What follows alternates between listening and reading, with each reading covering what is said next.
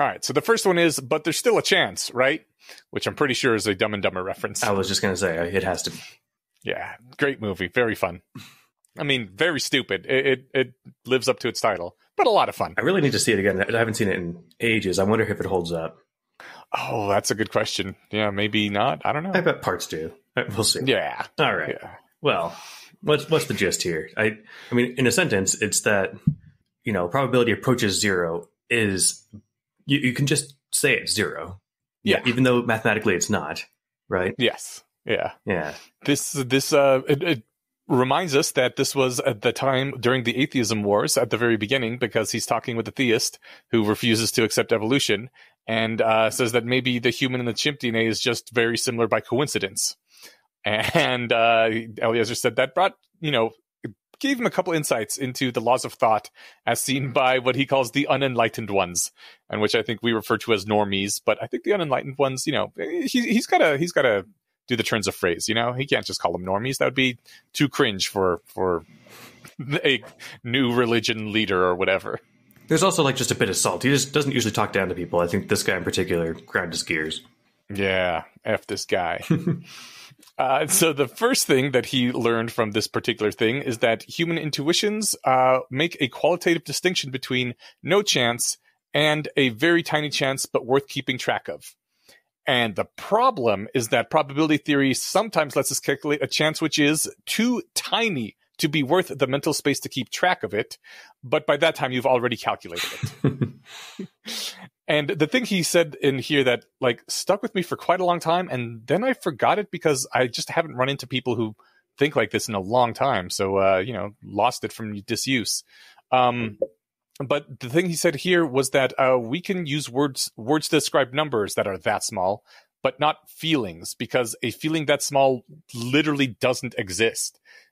For it to be as small of a feeling equivalent to the smallness of the chance that you couldn't fire enough neurons to release enough neurotransmitters to feel anything. Once you get really small to the levels of winning the lottery, your chances are less than how many neurons are in the brain. So you'd have to fire less than one neuron to feel the appropriate feeling of what your chances are, which you can't do. So it's, that's a problem with humans' brains, where you just can't feel how improbable it is in proportion to how improbable it is.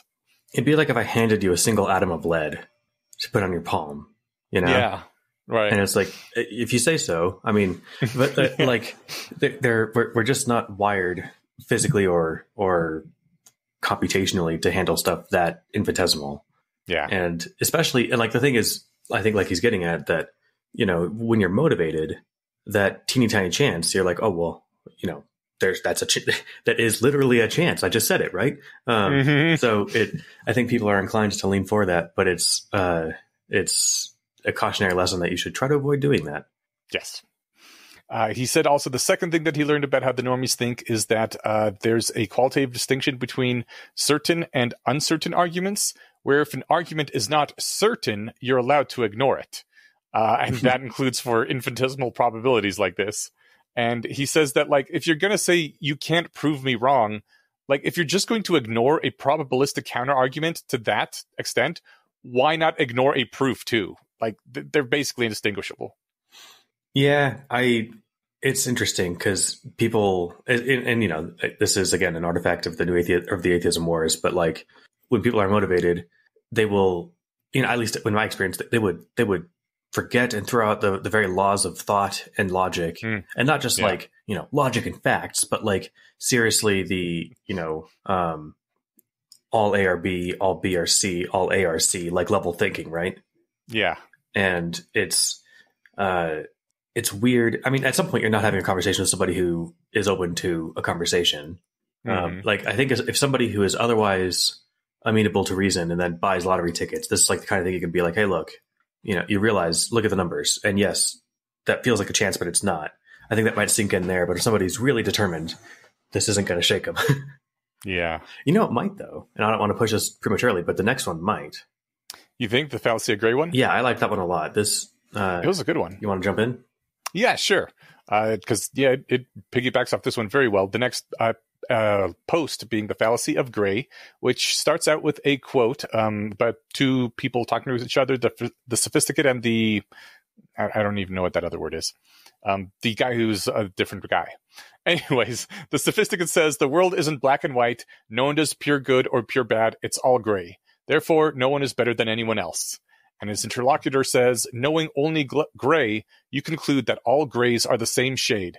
You mock the simplicity of the two-color view, yet you replace it with a one-color view. That is the quote that I remembered utilizing, and I wish I'd found like a year, when closer to when it came out. I probably found it 2 or 3 years later. Mm-hmm. But like, because I had argued with moral relativists, mm-hmm. and it wasn't so much like arguing about the superiority of my morals, because I was super into philosophy. I didn't really have hard morals. I just knew that some were wrong, and so right. That one sentence there, you mock the simplicity of a two-color view, but you replace it with a one-color view.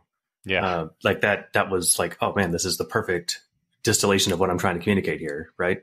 Yeah. So yeah, there's only 1,000 shades of gray, and then there's another quote way later on that I liked that illustrates the same point again.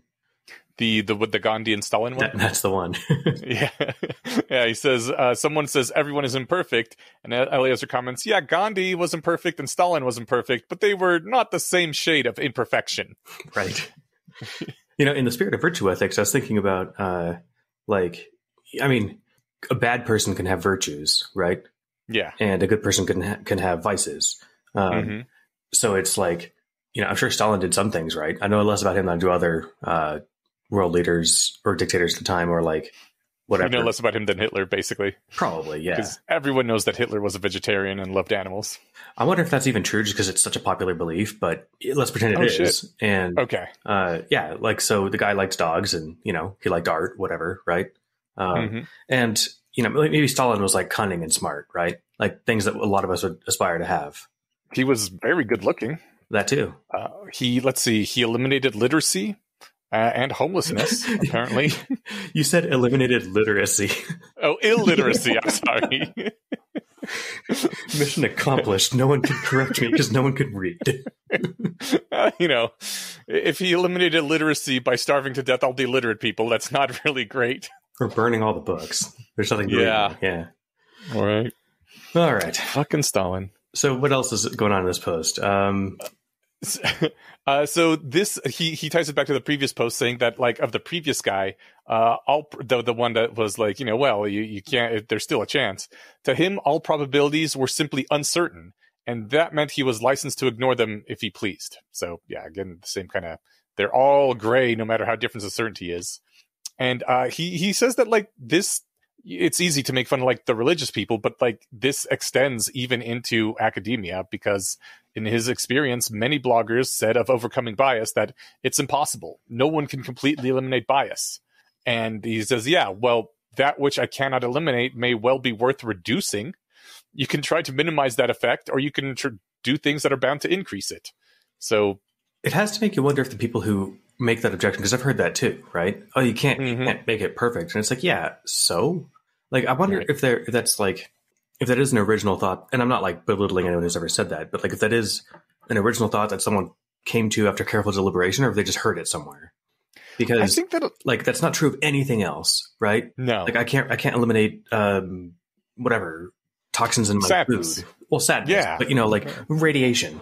I can't eliminate that because I go outside. But I'm not going to stand in front of a goddamn X-ray machine like all day, right? Yeah. I work in a doctor's office and take X-rays. I'm still going to stand behind the other wall and say, well, you can't eliminate X-rays. What's the point, right? Yeah. No, you can't eliminate all the gross stuff in your drinking water. You should just drink from this disgusting pond. Yeah. That logic stands. That doesn't stand anywhere else. I think it's specifically because like people assume some level of hubris. They're like, oh, you're trying to get rid of your bias. You're trying to be better than us. Well, that's impossible. And it's like, it's good to try to be better and stop being so fucking defensive if you aren't trying to do it. Or at least don't try to, like shit on people who are. I mean, we are trying to improve our virtues. Yeah. I mean, I don't think anyone listening to this will ever be able to compete with like Mike Tyson on boxing ability, but some people no doubt are practiced martial artists. Just because you can't be the best ever doesn't mean that you can't be really good and that it's really good to be good. Yeah. You know, oh, you can't learn everything. You should just throw that book away. You know, Mm-hmm.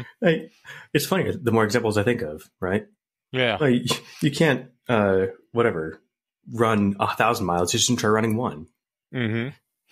He brings up another example, which is, I guess, kind of relevant to the time and maybe to the practice of rationality too. He says, likewise, the folly of those who say every scientific paradigm imposes some of its assumptions on how it interprets experiments, and then act like they'd proven science to occupy the same level with witch doctoring. Every worldview imposes some of its structure on its observations, but the point is that there are worldviews which try to minimize that imposition, and worldviews which glory in it. There is no white, but there are shades of gray that are far lighter than others, and it is folly to treat them as if they were all on the same level. And this kind of stuck out to me when I read it, because he was talking about the atheism wars of it's decade and a half ago, but does that not sound a lot like the people who are nowadays saying that science is colonial whiteness or whatever?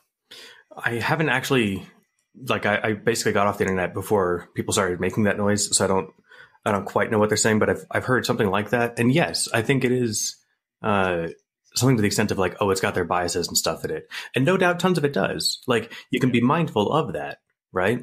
But it doesn't mean like it's all bullshit. Right. It means that, hey, you know, when we're looking at this, let's keep in mind that, you know, there's a study that was done on 20 17-year-olds in 1961 might not apply, and there are, you know, to 20 well-to-do young men in 1961 doesn't necessarily apply to everybody in 2022. Like, so it's useful to keep that sort of stuff in mind, but like, it doesn't mean that we can throw out the edifice of like everything we know. Like, at the end of the day, and this is what always got me, because you know, if you argued with the hyper-religious back in the day, they would eventually like retreat to, well, it's all faith, it's all bullshit, whatever. And I'm like, dude, planes still fly. Right. Like, well, it was great. One of these was on a forum that was like a class online forum after class. You could go on and everybody could see the discussions. And I'm like, dude, we're having this conversation at the speed of light from wherever you live to wherever I live, and we could both be on separate airplanes if we wanted to be. Like, someone like there's some stuff that is understood to make this happen, right? This isn't merely just like hope and lies. Yeah. And I mean, they can call it colonial science or colonialism science or whatever, and say that there's other ways of knowing that. Okay, yes, sure, that's all valid, but who was it that got rid of polio? Because there's some specific reasons that that the scientific method does work, which it didn't share with other ways of knowing things. And you know, cultural evolution learns a lot and can do a lot, as we were just talking about in the virtue ethics. Like, the ethical systems have evolved over multiple millennia at this point, and have been refined and to make societies work, you know, better. But there's a lot to be said for systemic process of elimination and testing and experimentation. You can learn a lot from that too, that maybe you could get through many millennia of evolution, or just a few decades of testing various things that might kill bacteria. So is the claim of these people not just that like science is tainted by whiteness or whatever, but it's like there are other equally valid ways of knowing stuff, and like, you know, we shouldn't trust one over the other? I mean, it depends on who you ask, and you can find anyone on the internet that'll say something stupid. But yes, there are people that have said that are in some position of not just being random Joe. Okay. I mean, that's weird. I thought it was like the first one I can at least get behind, like, in you know, not like, again, get gung-ho about, but I can understand and sympathize with. The second one, like, there are definitely truths that are important to people that aren't best learned through a randomized controlled trial. Yeah, you know, like, I can totally, I'm super important with that, but I don't think that there are, I don't know, hard facts about nature that are best learned in those ways. Yeah. Right. If it, like, everything that it's a hard fact about nature, you want to learn through a randomized controlled trial or some sort of experiment and observation. Right. Yeah. You don't want to learn it through like careful introspection and good discussion. Like, that's not how you learn. I don't know, how to crash a satellite into a asteroid. Exactly. You know, like, I mean, science nowadays, especially, you know, medical and sociological science, very fucked. absolute lots of crises, a lot of things not replicating, and seems a lot of people just don't know a fucking thing about anything. But on the other hand, it is really fucking useful for some things, and just because the people who did it were white doesn't mean that it didn't actually do a really good job of learning some things and helping us, affect the world. Didn't we just cure malaria in the last few weeks? We have just developed a very cheap and effective vaccine, but it still needs to be deployed. Right, we haven't eradicated it, but we have the tools to kill it. Well, I guess to kill it beforehand. It's not like a treatment when you've got it, but you know what I mean. Yeah. Soon malaria will be gone the way of polio, and that's awesome. And this wasn't done through careful contemplation in a cave. This was done through rigorous years and years of focused science. Yeah. Yeah, it's awesome. Yeah. Hail science. Hell yes, indeed. Let's see what we're going to say. I guess the other things I pulled out are already things we've touched on. I think this last quote is a good closer. Okay. I don't mean to interrupt. Sorry. I was going to say science is based on faith too. So there, even though calling something that you've previously seen and predicted to 12 decimal places versus expecting something to happen that violates the order previously observed, calling them both seems a little too unnarrow, is what he said. And he particularly called out the thing if science is a religion, then maybe you gotta watch out here and not say that, because it's the religion that heals the sick and reveals the secrets of the stars. And the priests of science blatantly, publicly, and verifiably walk on the moon as their faith-based miracles. And your priests can't do the same. So you sure you want to go there? That would have been a nice one to have in my pocket back when I was having these arguments. That was funny. I mean, it's funny because, the sun will rise in the east and this lottery ticket's a winner are both probabilistic statements, right? Yes. And that's closer to the point you made it before, which is if you're going to anchor on a teeny probability, why not also just say, well, this super probable thing is also probably, it might not happen, right? Mm-hmm. Yeah, might not, but let's be real, right? Mm-hmm. I'll bet you everything you have, or rather, I'll bet you $10 from you versus everything I have that the sun's going to rise in the east tomorrow. Right? Yeah. Now, granted, sounds if a you good way somehow, to lose $10. Right. If you can somehow, make it so that everyone decides that direction is north or something, then I think you've earned all of my stuff. Okay. All right. We've got the last one here was from, a commenter, G2 points us to Asimov's relativity of wrong. And when the people thought that Earth was flat, they were wrong. When people thought that Earth was spherical, they were wrong. But if you think that thinking the Earth is spherical is just as wrong as thinking of the Earth as flat, then your view is wronger than both of them put together. And the goal is to try to be less wrong in stuff that you do, right? Yeah, not increasingly more wrong. I love it. I have one thing I pulled out that kind of struck me as interesting, which is not actually on the topic of this at all. So I put it at the very end here because basically we're done talking about the post and you just capped it off with a great cap. But this was something like a personal thing. In the middle of the post, within a parenthetical, he says, "Whenever someone says to me, perfectionism is bad for you, I reply, I think it's okay to be imperfect, but not so imperfect that other people notice." I remember really loving this line when I first read it, 15 years ago? More now? About 15 years ago.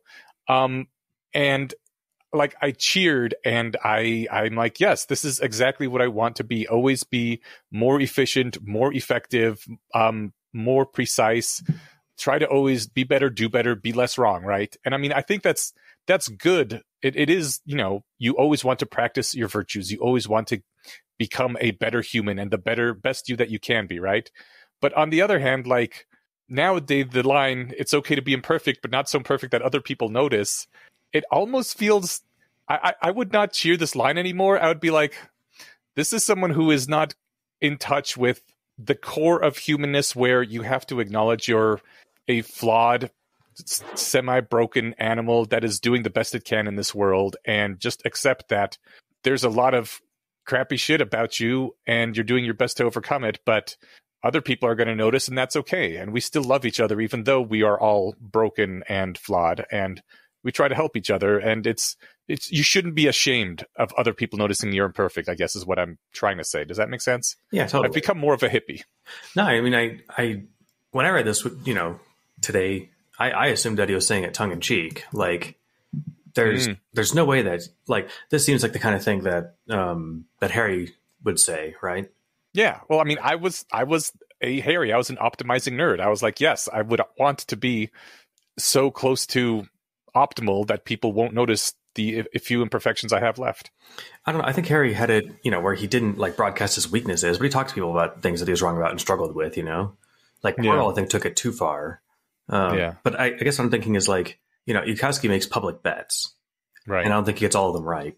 Yeah, so, like, that is public imperfection, unless you're like, I mean, I guess it's not clear what perfection means then, like, because the whole virtue of, like, admitting you're wrong and changing your mind is something that we tout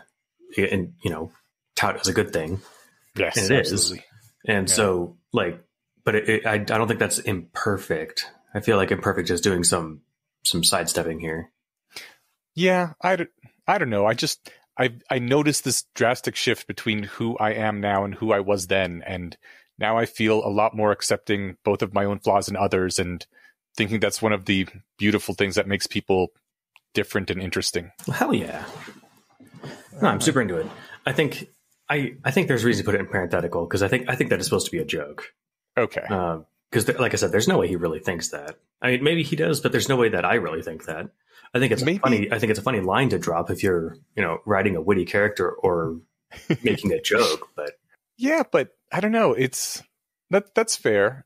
I wonder if he would still drop that line today, like, or if he has changed too.